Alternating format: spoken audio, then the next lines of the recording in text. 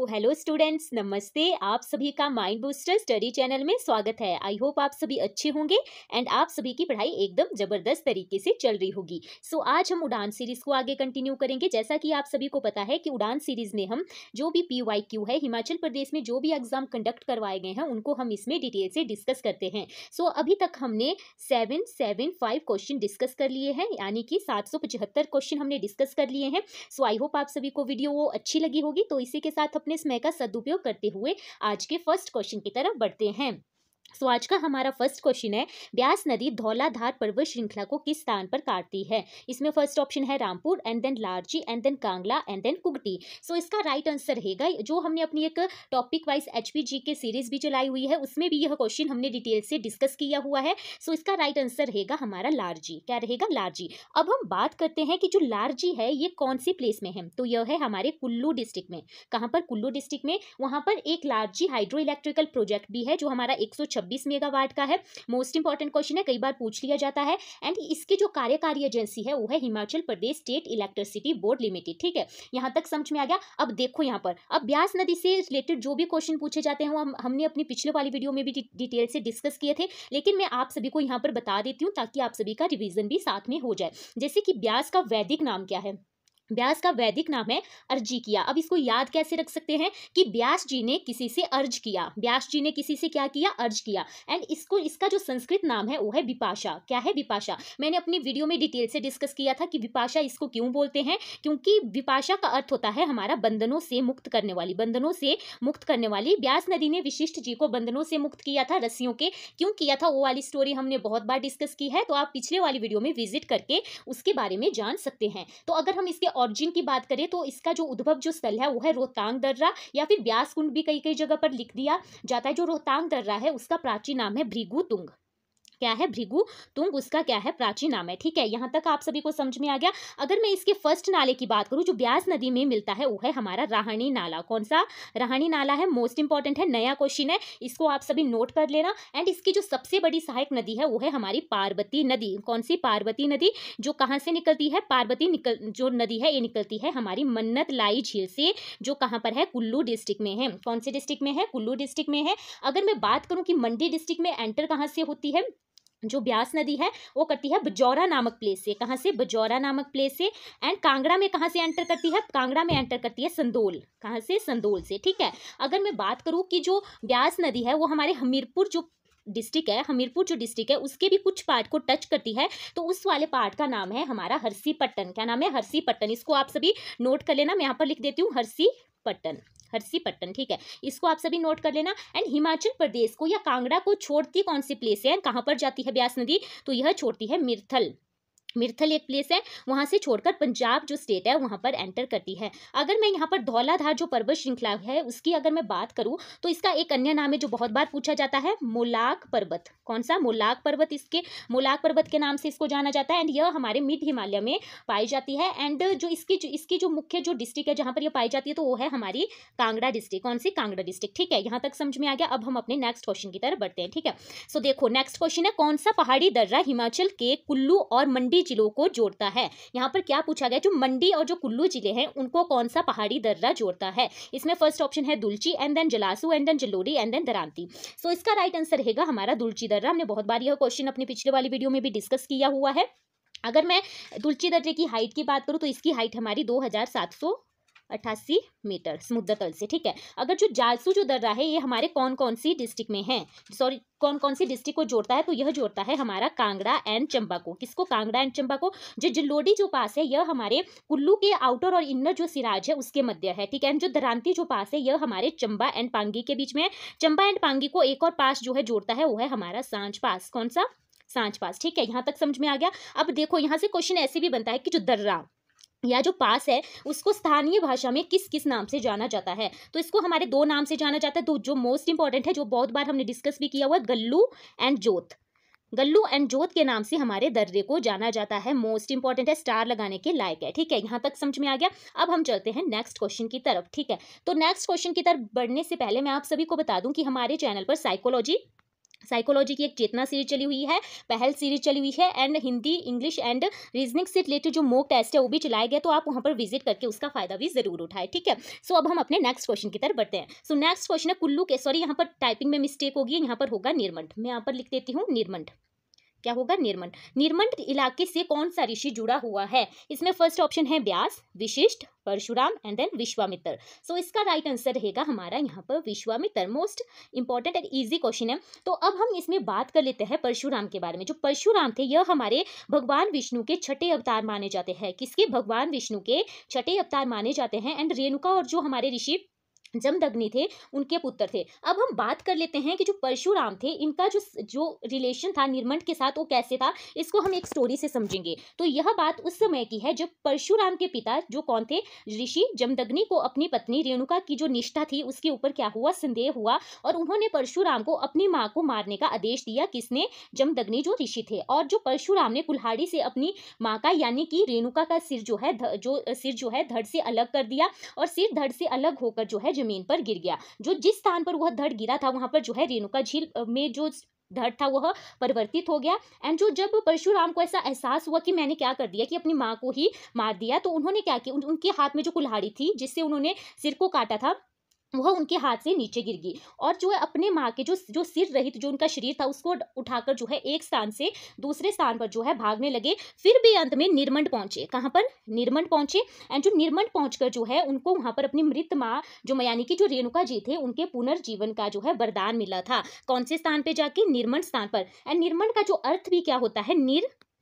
Plus मुंड।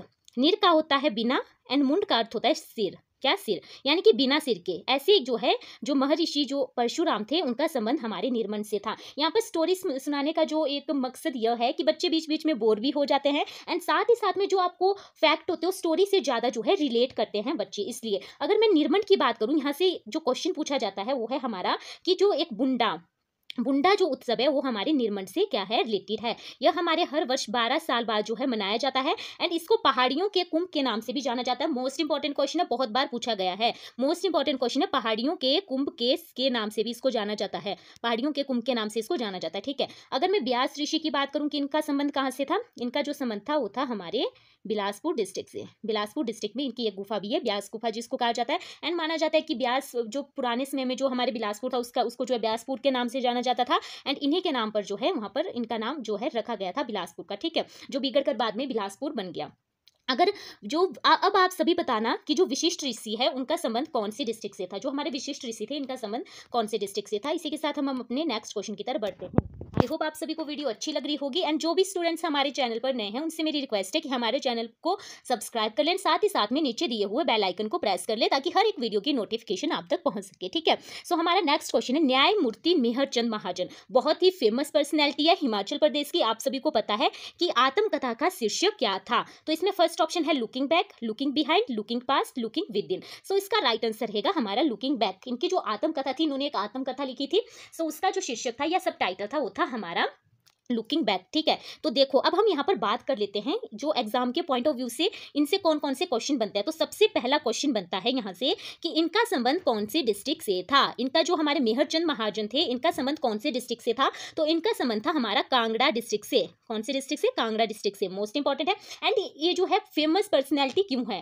तो यह हमारे हिमाचल प्रदेश के पहले ऐसे व्यक्ति थे जो सुप्रीम कोर्ट के चीफ जस्टिस बने थे, यानी कि मुख्य न्यायाधीश बने थे। कौन? मेहरचंद महाजन जी, ठीक है। एंड इनका कार्यकाल भी हम यहाँ मैं आप सभी को बता देती हूँ। इनका कार्यकाल था 4 जन 1954 से लेकर 22 दिसंबर 1954 तक इनका हमारा समयकाल रहा, ठीक है। यहाँ तक आप सभी को समझ में आ गया। अब देखो यहाँ पर आप सभी जो कांगड़ा में इनके नाम से एक कॉलेज है जो बहुत बार एग्जाम में पूछा गया है, उसको आप सभी नोट कर लेना, MCMDAB कॉलेज, MCMDAB कॉलेज, यानी कि मेहरचंद महाजन कॉलेज कहाँ पर है यह पूछ लिया जाता, तो यह है हमारे कांगड़ा डिस्ट्रिक्ट में। एंड इनका संबंध भी हमारे कौन से डिस्ट्रिक्ट से था? कांगड़ा डिस्ट्रिक्ट से था, ठीक है। यहाँ तक समझ में आ गया। अब हम अपने नेक्स्ट क्वेश्चन की तरफ बढ़ते हैं। मैं आप सभी को गारंटी देती हूँ अगर आप सभी ने जो भी हमारी उड़ान सीरीज है फर्स्ट से लेकर अंत तक हमारी सारी वीडियो देख ली तो आपका एक भी क्वेश्चन आपका एग्जाम में नहीं छूटेगा, ठीक है। हमारा नेक्स्ट क्वेश्चन है, सॉरी यहाँ पर टाइपिंग मिस्टेक होगी, बार बार टाइपिंग मिस्टेक होगी, उसके लिए मैं आप सभी से माफी मांगना चाहती हूँ। तो यहाँ पर होगा हमारा 1883, 1883, ठीक है। तो 1883 में जुग्गा आंदोलन, जिसमें कि कुछ किसानों ने आत्मदाह किया था, किस रियासत में हुआ था? आत्मदाह यानी कि उन्होंने खुद को जला दिया था। तो इसमें फर्स्ट ऑप्शन है Guler, and then Chamba, and then Sirmaur, and then Kahlur, Kahlur यानी कि बिलासपुर रियासत, ठीक है। तो इसका राइट आंसर रहेगा, बहुत ही ईजी क्वेश्चन है, इसका राइट आंसर रहेगा हमारा कहलूर रियासत, ठीक है। तो अब हम डेट भी आप सभी याद रखना जो यहाँ पर बताई गई है, 1883 में हुआ था। 1883 में हुआ था कौन सा? जुग्गा आंदोलन या फिर जुंगा आंदोलन के नाम से भी इसको जाना जाता है। एंड कहलूर में एक प्लेस है, उसका नाम है गेहड़मी, गेहड़मी, कौन सा? गेहड़मी प्लेस है, वहां पर यह हुआ था कौन सा? जुग्गा आंदोलन, ठीक है। यहाँ तक समझ में आ गया। एंड उस समय जो है बिलासपुर या कहलूर रियासत के राजा कौन थे? तो उस समय थे कहलूर रियासत के राजा अमरचंद। कौन? अमरचंद। एंड लोगों ने अपनी झुंगियों में आग लगाकर जो है खुद को जला, झुंगियां यानी कि जो घास या फूस की जो बना के रखते थे जिसमें लोग रहते थे, उनको जलाकर जो है, तभी इस वाले आंदोलन का नाम जुग्गा या जुंगा या ऐसे भी इसको लिख दिया जाता है, जुग्गा आंदोलन कहा जाता है। तो इसके कारण के पीछे हम एक छोटी सी बात जान लेते हैं। जब अमरचंद राजगद्दी पर बैठे, क्योंकि अभी हमने बात की कि यह आंदोलन हमारे किस राजा के समयकाल में हुआ था? अमरचंद के समयकाल में हुआ था। एंड क्यों हुआ था इसके पीछे मैं थोड़ा सा आपको शॉर्ट में बताने की कोशिश करूंगी, ठीक है। जब अमरचंद राजगद्दी पर बैठे तब उन्होंने प्रजा का आधा कर्ज माफ कर दिया, यह उन्होंने एक अच्छी बात की। और साथ ही साथ में उन्होंने बेकार जो प्रथा थी उसको भी बंद कर दिया। बेकार प्रथा यानी कि बिना मजदूरी किए जो है मजदूरों से काम करवाया जाता था, उसको भी उन्होंने क्या कर दिया? बंद कर दिया। लेकिन उसके स्थान पर उन्होंने भूमि का जो लगान था या टैक्स था या कर था, उसको 25%, कितना? 25% जो है लेना शुरू कर दिया, जिसे कहा जाता था बट्ठा गना। बट्ठा गना, बट्ठा गना जो है इस वाली चीज को कहा जाता था उस समय में, ठीक है। तो इस फैसले से प्रजा में अशांति फैल गई और यह कर जो है ब्राह्मणों, राजपूतों या जो चंदेल थे उन पर भी जो है यह वाला कर जो है लागू कर दिया। तब लोगों ने इसका क्या किया? विरोध किया, जोर शोर से इसका विरोध किया। तब 1883 में अमरचंद ने कुछ सिपाहियों को जो है इस विद्रोह को दबाने के लिए भेजा, कहां पर? गेहड़मी में। और लोगों ने उन सिपाहियों को देखकर जो है भड़क गए और उन्होंने जो है झुंगियों को जलाकर अब उसमें जो है आत्मदाह कर लिया। यह इसकी जो है एक स्टोरी थी जो मैंने आप सभी को शॉर्ट में बता दी, ठीक है। इसी के साथ हम अपने नेक्स्ट क्वेश्चन की तरफ बढ़ते हैं। आई होप आप सभी को वीडियो अच्छी लग रही होगी। एंड कोई भी चैनल ऐसा नहीं होगा जो आपको जो है PYQ जो है बहुत ही डिटेल में करवाएगा। हमारे चैनल यानी कि माइंड बूस्टर स्टडी चैनल पर ही यह चीज आपको मिलेगी। एंड आप सभी के सपोर्ट की बहुत ज्यादा जरूरत है, ठीक है। हमारा नेक्स्ट क्वेश्चन है, कुल्लू एंड लाहौल पुस्तक के लेखक कौन है? इसमें फर्स्ट ऑप्शन है मान सिंह, एंड सेकंड ऑप्शन है चंद्र प्रार्थी या लाल चंद्र प्रार्थी। यहाँ पर सॉरी मिस्टेक होगी, लाल यहाँ पर आएगा एंड मान सिंह ऊपर ही रहेगा, ठीक है। एंड सी ऑप्शन है OC Handa, and D option है CG ब्रूस। इसका राइट आंसर रहेगा हमारा CG ब्रूस, जो थे कुल्लू एंड लाहौल पुस्तक के क्या थे? लेखक थे। एंड जो लाल चंद्र प्रार्थी थे, इन्होंने भी एक पुस्तक लिखी थी जो बहुत ही ज्यादा फेमस है, कुल्लू देश की या कुल्लूत देश की कहानी, कुल्लू देश की कहानी। अब आप सभी कमेंट सेक्शन में बताना कि बिलासपुर रियासत की कहानी किसके द्वारा लिखी गई थी पुस्तक? बिलासपुर रियासत की कहानी जो पुस्तक थी वो किसके द्वारा लिखी गई थी? यह आप सभी कमेंट सेक्शन में जरूर बताना, ठीक है। इसी के साथ हम बढ़ते हैं नेक्स्ट क्वेश्चन की तरफ। अगर आप सभी को वीडियो अच्छी लग रही होगी तो लाइक, शेयर एंड कमेंट करना ना भूलें।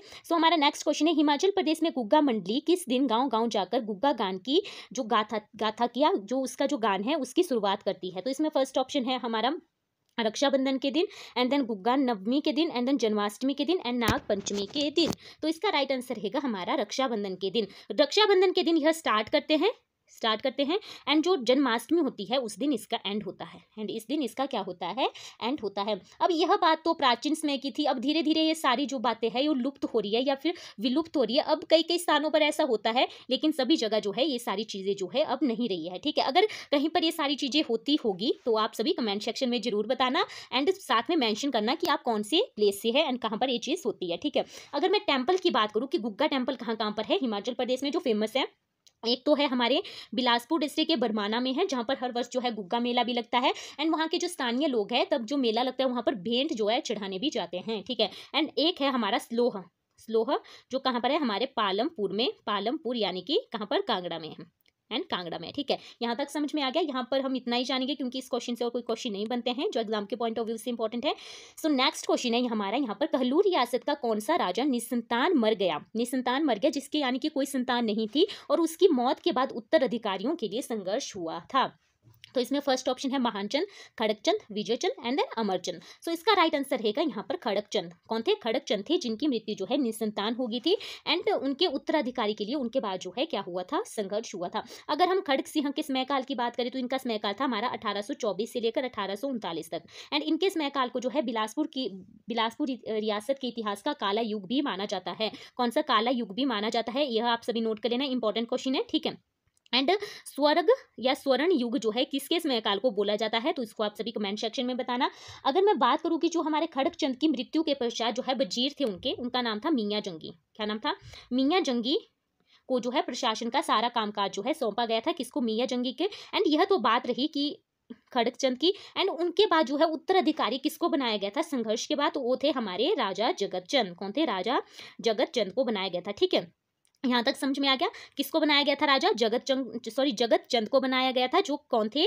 खड़गचंद के चाचा थे। खड़गचंद के चाचा थे। तो इसी के साथ हम यहाँ पर इतना ही जानेंगे। हम अपने नेक्स्ट क्वेश्चन की तरफ बढ़ते हैं।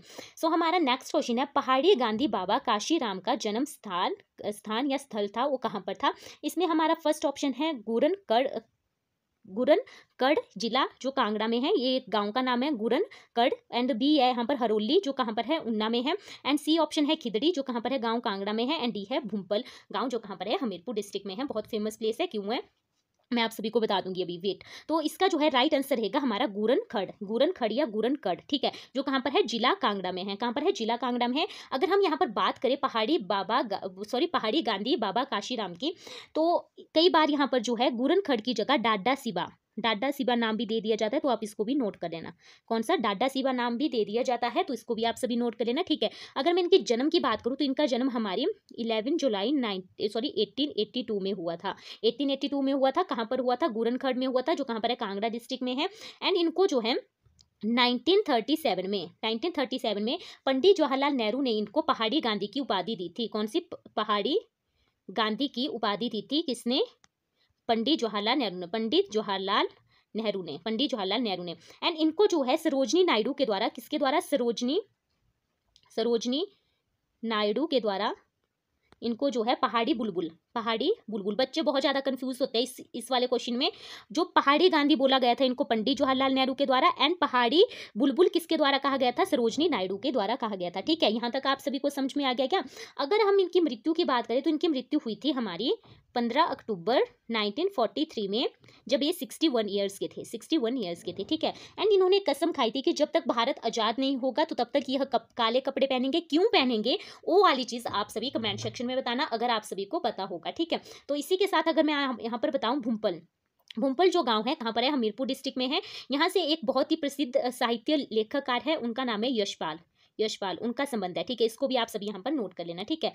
इसी के साथ अब हम बढ़ते हैं अपने नेक्स्ट क्वेश्चन की तरफ। सो हमारा नेक्स्ट क्वेश्चन है, किस मुगल सम्राट ने 1678 ईस्वी के आसपास चंबा रियासत के सब मंदिरों को तोड़ने का आदेश दिया था? तो इसमें फर्स्ट ऑप्शन है हमारा Akbar, and then Jahangir, and then Shahjahan, and then Aurangzeb. So इसका राइट आंसर रहेगा हमारा औरंगजेब। तो देखो, ये तो दिया था इन्होंने आदेश। अब हम बात करते हैं कि उस समय जो है चंबा रियासत के राजा कौन थे 1678 ईस्वी में? तो तब थे हमारे चतर सिंह। कौन थे? चतर सिंह थे। और इन्होंने क्या किया कि जब जो औरंगजेब ने कहा कि सारे मंदिरों को तोड़ दो, तो इन्होंने इस वाली चीज से इनकार कर दिया कि हम नहीं तोड़ेंगे। उल्टा इसके बजाय इन्होंने क्या किया कि जो मंदिर थे उनके ऊपर जो है कलश को जो है चढ़ा दिया, ठीक है। यहाँ तक समझ में आ गया। अब हम बढ़ते हैं नेक्स्ट क्वेश्चन की तरफ। आई होप आप सभी को वीडियो अच्छी लग रही होगी। एंड सो हमारा नेक्स्ट क्वेश्चन है, निम्न में से किस होगा यहाँ पर? किस रियासत ने 1857 की क्रांति में अंग्रेजों की मदद या सहायता नहीं की थी? तो इसमें फर्स्ट ऑप्शन है मंडी, चंबा, बुशहर, एंड देन कहलूर। सो इसका राइट आंसर रहेगा हमारा बुशहर रियासत, जो बहुत ही इजी क्वेश्चन है, ठीक है। सो इसमें इसका जो आंसर रहेगा वो रहेगा हमारा बुशहर रियासत। बुशहर रियासत के कौन से राजा थे जिन्होंने मदद करने से मना कर दिया था? तो थे हमारे शमशेर सिंह, ठीक है। कौन थे? शमशेर सिंह थे, इन्होंने मना कर दिया था। अगर हम थोड़ा सा पीछे चले, अब हम थोड़ा सा अगर बुशहर रियासत के बारे में जान ले, तो जो बुशहर रियासत है इसकी स्थापना किसके द्वारा की गई थी? कृष्ण के पुत्र थे, उनका नाम था प्रद्युम्न। क्या नाम था? प्रद्युम्न, उनके द्वारा की गई थी। एंड इनकी जो राजधानी थी वो बनाई गई थी इन्होंने कामरू को। मोस्ट इंपॉर्टेंट है, कई बार पूछा गया है, कहाँ को बनाया गया था? कामरू को। एंड यहाँ के एक राजा हुए थे, उनका नाम था चतर सिंह। क्या नाम था, चतर सिंह थे। इन्होंने क्या किया कि जो कामरू में जो राजधानी थी उसको हमारे सरहान जिसका प्राचीन नाम क्या था, बहुत बार पूछा जाता है, शोणितपुर। क्या नाम था, शोणितपुर। ठीक है, तो इन्होंने क्या किया कि जो राजधानी थी चतर सिंह ने कामरू में थी उसको सरहान के लिए ट्रांसफर कर दिया। एंड इसके इनके पुत्र हुए, उनका नाम था केहरी सिंह। कौन, केहरी सिंह। मोस्ट इंपॉर्टेंट है, बहुत बार इनसे क्वेश्चन पूछे जाते हैं। अगर मैं इनसे मेन जो क्वेश्चन है वो पूछे जाते हैं, एक है कि लवी मेला किस किस में काल से स्टार्ट हुआ था। जो हिमाचल प्रदेश का सबसे बड़ा व्यापारिक मेला था, फर्स्ट जो या सबसे ओल्डेस्ट जो फेयर था तो वो था हमारा लवी मेला। तो यह जो स्टार्ट करवाया गया था केहरी सिंह के समय काल से। ठीक है, एंड इनको अजान बाहु भी कहा जाता है। क्यों कहा जाता है, इसके पीछे हमने स्टोरी बहुत डिटेल से पढ़ी हुई है। एंड छत्रपति के द्वारा जो है इनको छत्रपति की इनको उपाधि दी गई थी औरंगजेब के द्वारा। यह भी आप सभी नोट कर लेना, किसके द्वारा दी गई थी, छत्रपति इनको उपाधि औरंगजेब के द्वारा दी गई थी। एंड इसके बाद यहाँ के एक राजा हुए, उनका नाम था राम सिंह। उन्होंने क्या किया कि जो हमारी राजधानी थी सोनेतपुर यानी कि सरहान में थी, इसको इन्होंने ट्रांसफर कर दिया कहाँ के लिए, रामपुर के लिए। ठीक है, यहाँ तक समझ में आ गया। अब देखो यहाँ पर कि इसके बाद हुए यहाँ के शमशेर जो सिंह, जिनसे एक क्वेश्चन बनता है कि इन्होंने 1857 की क्रांति में अंग्रेजों की मदद नहीं की थी। एंड अंतिम राजा की मैं अगर बात करूँ तो थे हमारे पदम सिंह, माफ करना, पदम सिंह। तो इसी के साथ हम अपने नेक्स्ट क्वेश्चन की तरफ बढ़ते हैं। सो हमारा नेक्स्ट क्वेश्चन है सिरमौर, यह वाला क्वेश्चन मैंने जानबूझ के लिया हुआ है यहाँ पर। सो नेक्स्ट क्वेश्चन है हमारा यहाँ पर, सिरमौर रियासत के किस राजा ने अपने प्रशासन को अंग्रेजों की पद्धति पर ढालने की कोशिश की थी। यानी कि जैसे अंग्रेज जो है अपना प्रशासन चला रहे थे, उसी के समान जो है अपना प्रशासन जो है चलाना चाहते थे। तो इसमें फर्स्ट ऑप्शन है Shamsher Prakash, and then Fateh Prakash, and then Dharam Prakash, and then करम प्रकाश। सो इसका राइट आंसर रहेगा हमारा शमशेर प्रकाश। यहाँ पर था शमशेर सिंह, नॉट अ शमशेर प्रकाश। ठीक है, तो इस वाली चीज को आप सभी नोट कर लेना, क्योंकि बच्चे बहुत ज्यादा कंफ्यूज होते हैं इन वाली चीजों को लेकर कि शमशेर सिंह था कि शमशेर। मेनली आपने याद रखना जो प्रकाश जो उपाधि है वो हमारे सिरमौर रियासत के राजाओं के साथ ही लगती थी। ठीक है, किसके, सिरमौर रियासत के राजाओं के साथ ही लगती थी। तो इसका राइट आंसर रहेगा हमारा शमशेर प्रकाश।